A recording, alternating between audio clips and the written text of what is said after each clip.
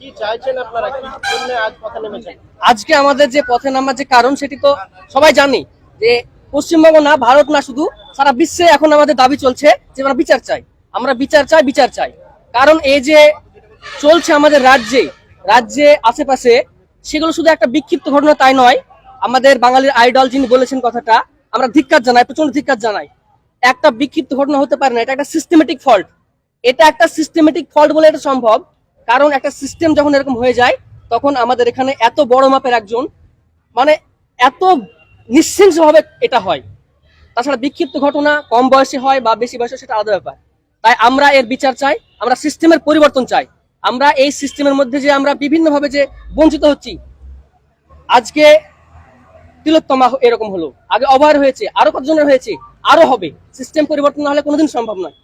আমাদের বিচার চাই, যে এক কথা যে ফাঁসি হয়ে যাবে, বিচার শেষ হয়ে যাবে, এটা বিচার নয়। আমাদের গোটা সিস্টেমের জাল সমেত এর নাশ চাই। আমাদের দাবি থাকবে, আমাদের আন্দোলন আরো জোরদার হোক, আমরা আবার পথে নামবো, আমরা প্রতিনিয়ত পথে নামবো।